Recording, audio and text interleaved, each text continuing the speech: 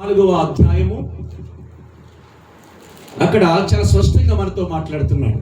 ఏమని మాట్లాడుతున్నాడు అని అంటే చూడండి, అక్కడ దేవునికి లోబడి ఉండి, చూడండి అక్కడ ఏమంటున్నాడు, దేవునికి లోబడి ఉండి ఎవరిని ఎదిరించాలి? అపవాదిని ఎదిరించాడు. అప్పుడు ఏమవుతుంది? అప్పుడు వాడు మీ వద్ద నుండి పారిపోవును. హల్లెలూయా. ఇక్కడ దేవునికి లోబడితే, దేవునితో ఉంటే, దేవునిలో ఉంటే నువ్వు ఎవరిని ఎదిరించగలుగుతావంటే అపవాదిని ఎదిరిస్తావు. అపవాదిని ఎదిరించినప్పుడు ఏమవుతుందంటే వాడు మీ వద్ద నుండి పారిపోవును. హల్లెలూయా. అందుకనే పాపం అనేది మనలో ఏలుబడి చేస్తే కనుక అపవాది ఖచ్చితంగా మనలో ఉంటాడు. మీకు అర్థమైందా? ఎక్కడ పాపం చేయకూడదు? హృదయములో. నీ హృదయములో అపవాదికి ఏమన్నాడు? చోటు ఇవ్వకుడి. అపవాదికి చోటు ఇవ్వకుడి. ఇచ్చినాడలా వాడు పారిపోతూ ఎవరిని తీసుకుపోయాడు? ఇస్కరియోతు యోధాని. చెప్పండి, ఇస్కరియోతు యోధాలోకి సాతాను వచ్చి వాడిని బయటికి తీసుకుపోయి పారిపోతే ఎవరిని తీసుకెళ్ళింది? ఇస్కరియోతు యోధాని తీసుకుపోయింది. ఏమైపోయాడు? చచ్చిపోయాడు. అందుకనే అపవాదిని ఎదిరించాలంటే ఎవరికి లోబడమని చెప్పాడు? దేవునికి లోబడు. ఇప్పుడు దేవునికి లోబడాలంటే ఆజ్ఞ చదువుకెళ్ళి కిందకెళ్ళు. దాని తర్వాత మీకు అర్థమవుతుంది, దేవునికి లోబడాలంటే ఎక్కడికి రావాలి? దేవుని యొద్దకు రావాలి. అప్పుడు ఏం జరుగుతుందంటే ఆయన మీ యొద్దకి, మీకు అర్థమవుతుందా?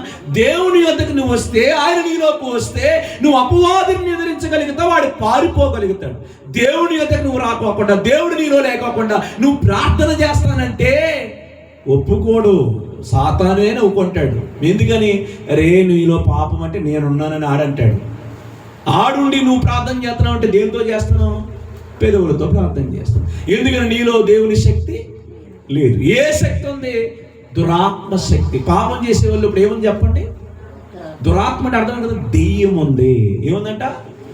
దురాత్మల సమూహం అంటే దెయ్యం. దెయ్యం అంటే ఏంటి? పాపం చేపించేది. నీకు అర్థమైందా? అది ఏమి రెక్కలు దొరికి తిరగదు ఊరంతా. దేవుని స్తోత్రం కలుగును గాక. అది వచ్చి మనలో నివాసం చేస్తుంది.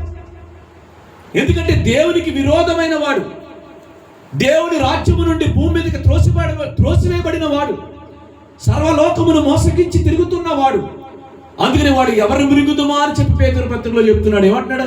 నిబ్బరమైన బుద్ధి గల వారే మెలకువ కలిగి ఉండండి. ఎందుకు? మీ విరోధి అపవాది సాతాను ఎవరిని మిరుగుతుమా అని చెప్పి గర్జించు సింహం వలె. అపవాదంట మనకు ఎవరన్నారంటే విరోధి ఉన్నాడు. ఎవరో? అపవాది. ఇందాక ఎవరు పారిపోతాడని చెప్పాడు? అపవాది, దుష్టుడు. అవునా? నీ వద్ద నుండి అపవాది పారిపోతాడు. అంటే దుష్టుడు పారిపోతాడు ఎప్పుడు? నువ్వు ఆయన వద్దకు వచ్చినప్పుడు, ఆయనలో నువ్వు ఉన్నప్పుడు, నీలో ఆయన ఉన్నప్పుడు, అంటే నువ్వు దేవునికి లోబడినప్పుడు. హల్లెలూయా. మీకు అర్థమైంది కాండి?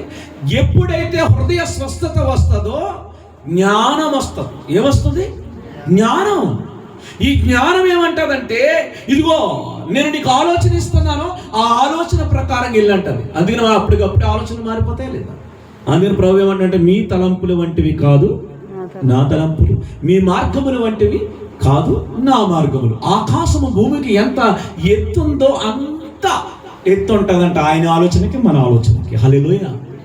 అందుకనే మనము దేవుని పిల్లలమని మనకు తెలిసినప్పుడు, దేవునితో సహవాసం కలిగి మనం ఉంటున్నానని నీకు తెలిసినప్పుడు నీ ధైర్యం ఏమిటంటే, నాతో దేవుడు ఉన్నాడు. దేవుని స్తోత్రం కలుగును.